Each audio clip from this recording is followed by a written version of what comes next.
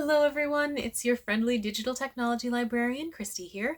We are at the end of the week, and as always, I have yet another Film Rec Friday ready for everybody out there.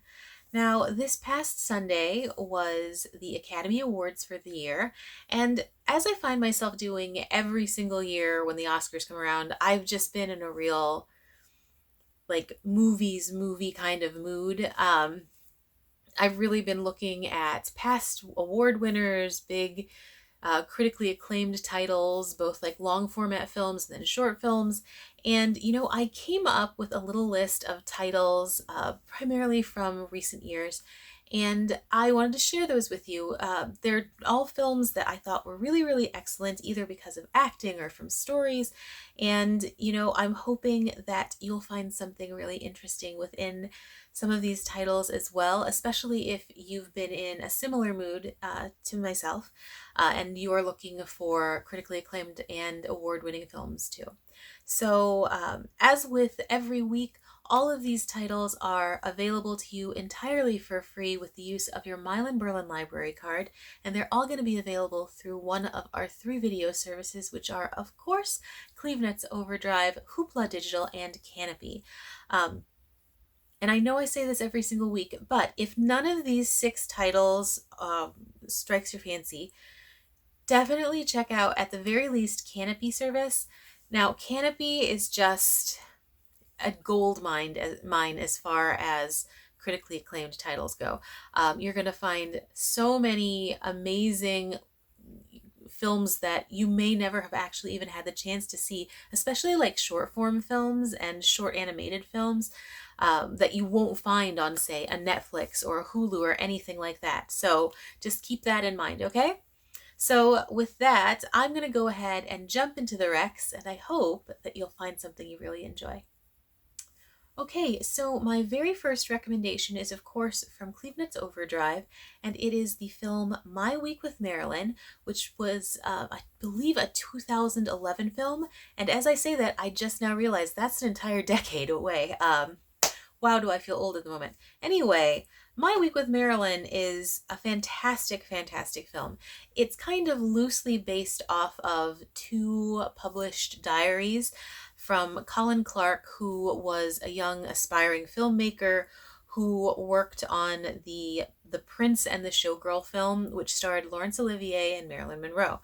And this was back in the mid-50s, I believe 1956. Anyway, so they sort of cobbled together this movie that really looks at the situation that Marilyn was in at the time, the relationships she had with her then husband, who was playwright Arthur Miller, her relationship with the, super famous actor Laurence Olivier, and her dependence on the people around her. And, it really says a lot that the acting is so very strong that you're sort of pulled away from the idea that this is the Marilyn Monroe. Michelle Williams plays Monroe's character, and yes, she's this iconic actress, but there's just so much depth to the performance. You pull from what you know about Marilyn Monroe, of course, but she gives this character so much life. It's definitely a real fully embodied performance, and she's just absolutely amazing in this. It was actually her acting and Kenneth Branagh's acting that were nominated for this particular film as Best Actress and Best Supporting Actor, and they did not win. It was a really strong year, but they won tons of other awards throughout the season. So that they were very well thought. The performances were very well thought of. You also get stellar performances from Eddie Redmayne, who plays Colin Clark.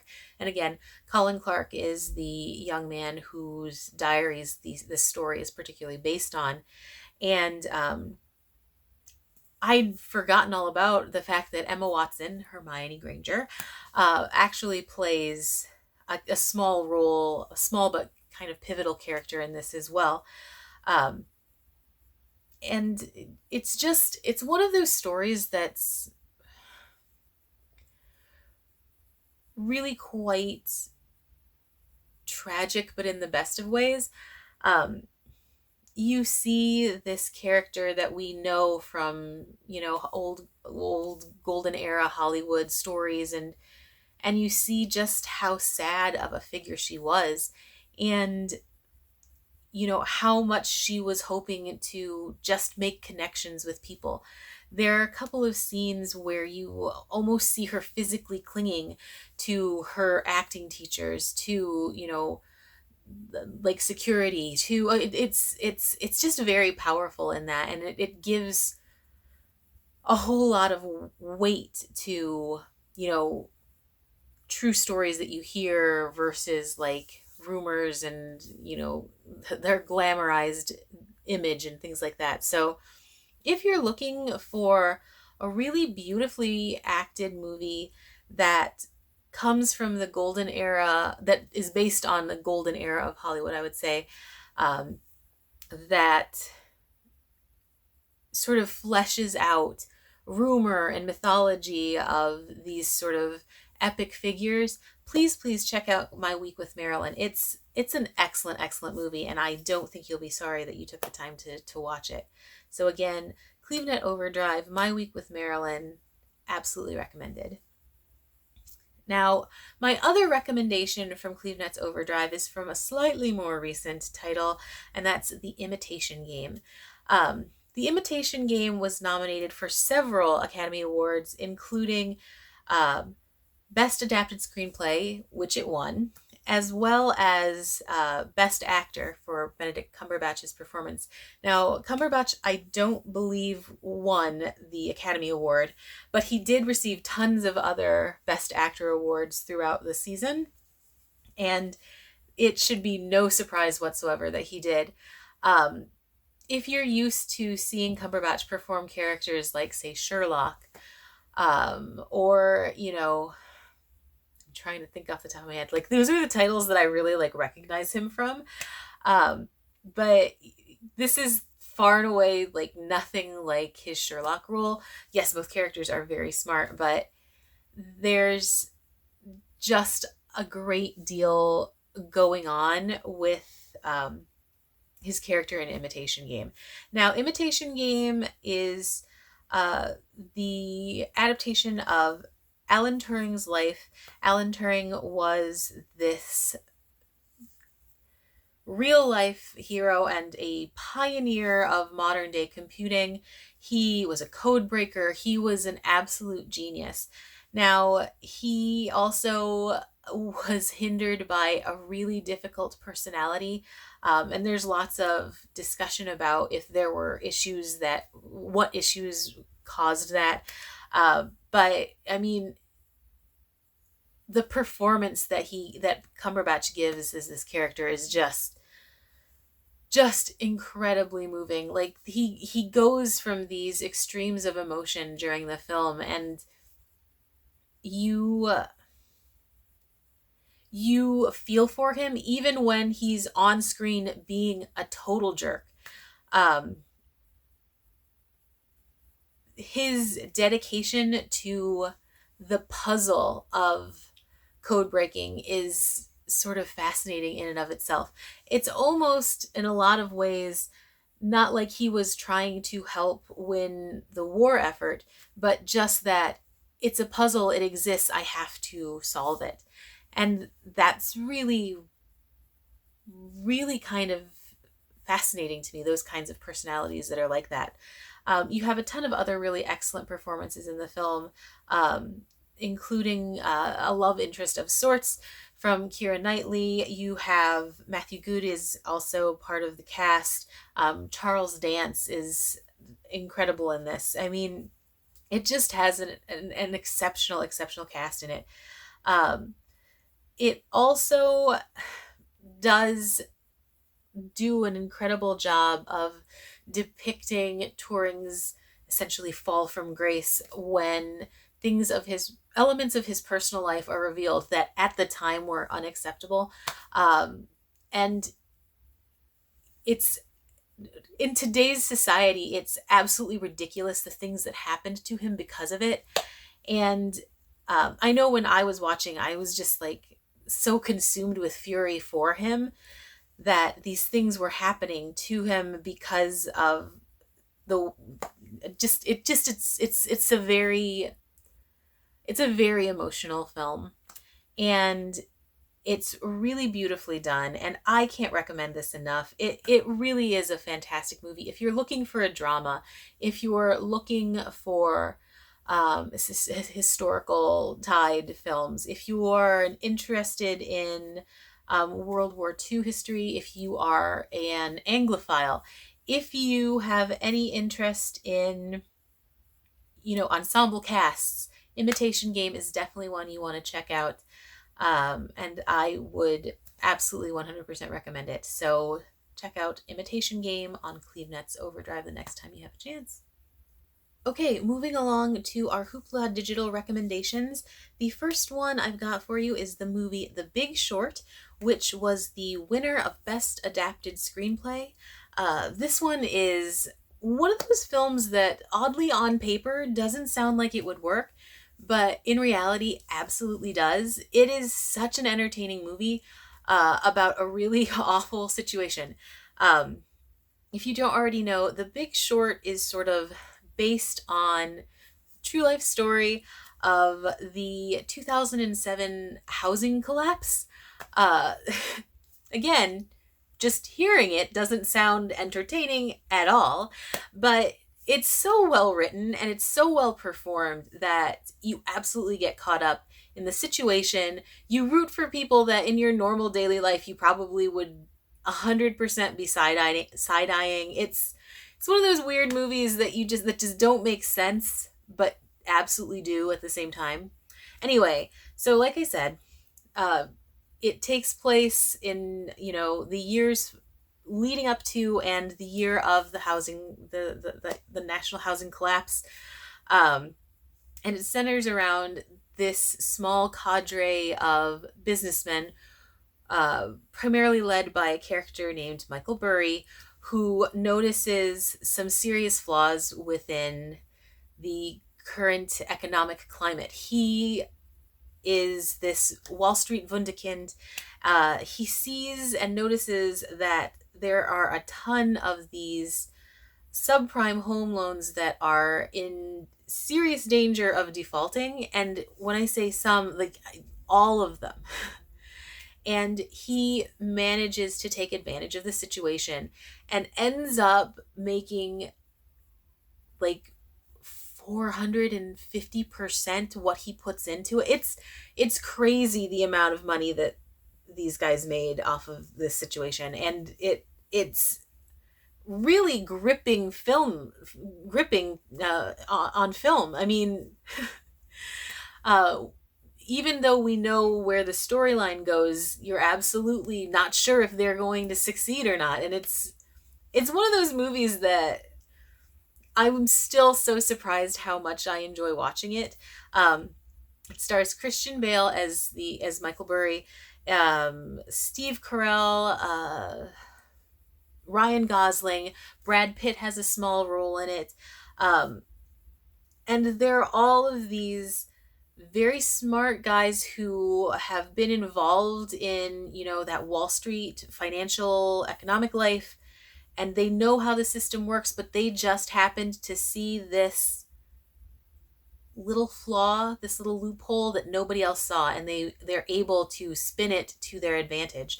And, there's a lot of tension going on with these huge personalities and also huge amounts of money trading hands. And it's one of those films that should probably not be as exciting as it is, but I mean, I rewatched it, for this week, and I was just as entertained as I was the very first time I watched it. So if you're looking for something that kind of has that sort of, I hate to use the word bro, but like that bro edge to it, but with exceptional acting, really great writing, and, kind of a gripping tension-filled atmosphere, check out The Big Short. It's also really funny in places, which I absolutely love. So it does have these nice emotional ebbs and flows, um, both with that sort of too big, bro-ish personality, but also with those comedic high points as well. So The Big Short, Hoopla Digital, make sure you check it out. And then the other recommendation I have for you from Hoopla is for the film The Help, which was nominated for Best Adapted Screenplay. Now, there is a lot of debate as to how good of a movie The Help really is, because it comes from writers that are not people of color. It's definitely more of a storyline that's told from a non-person of color point of view, when the story surrounds people of color, and I can understand the sort of qualifications that has, but be that as it may, I do think it's a really well written film. I do think it's very entertaining, and I think the performances in it are exceptional. And for me, a lot of the times, that's just where like the entertainment value comes. Like I love a well acted movie, and The Help is certainly that. Um, you are dealing with a group of housemaids, in the deep south, where they're living in this city where the women that have hired them are so into segregation that they're even considering creating their own bathrooms within their own homes so that their domestic help won't mix with the homeowners. I mean, it's infuriating. Watching this movie is so frustrating in so many parts, but there are these little points with the relationships they talk about, um, how some of the main characters talk about raising these little girls from childhood almost like their own children, and seeing them grow up into these women who think that they are less than. And it's so tragic when you're watching it. It really, really is. But it's definitely well done. You have an award-winning performance from Octavia Spencer, who I believe won for Best Supporting Actress. You have performances from Emma Stone. You have performances from Bryce Dallas Howard. I mean, there's so many people in this movie. Jessica Chastain. Jessica Chastain plays this ridiculous, over-the-top Marilyn Monroe-esque character, and at no point does she feel inauthentic. Is that even? I mean, she feels, even as a character as big and as bold and as ludicrous as she's playing, she still feels very much a part of their world, and I loved that about this movie. Everybody feels very real. So yeah, if you're looking for a layered film that has lots of drama, but also lots of comedy and a ton of heart, especially surrounding the characters of the women who play the maids and their young charges, that's a killer. This is really such a lovely film as far as that goes. So please do check out The Help on Hoopla. I don't think you'll regret it. I think it's an excellent, excellent movie.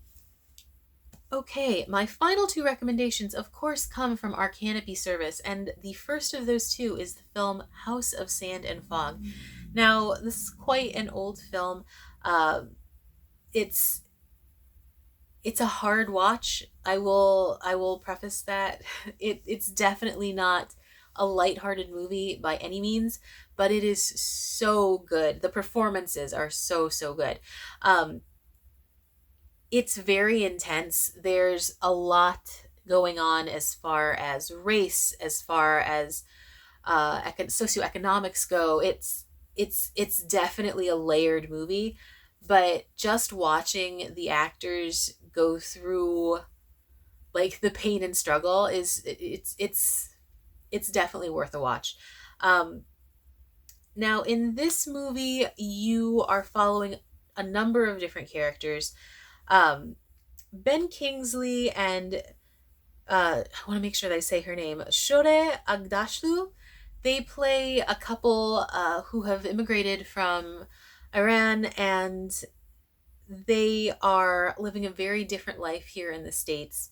Um, Kingsley's character, Masood, uh, is working in this very menial job, but is used to having quite a high powered position. So it's more than just an adjustment for him. It's a life changer, right?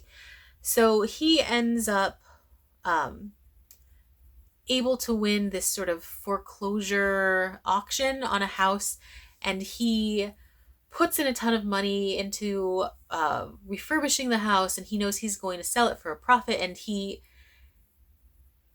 sees this as the first step in really moving forward in his new life here in the US. And he has, his wife and his son to take care of, and that's really what drives him. Now, this foreclosed house should actually not have been foreclosed upon. It belonged to a character played by Jennifer Connelly, whose name is Kathy. Kathy is a former drug addict who,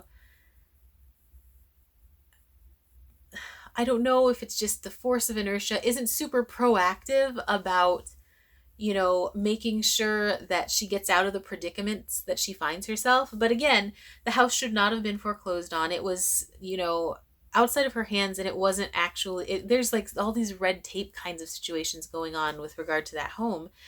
And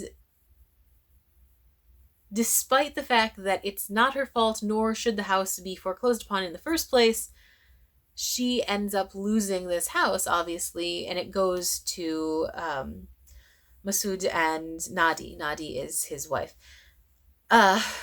She is determined to get this house back, and she ends up doing a lot of really questionable things in order to do that.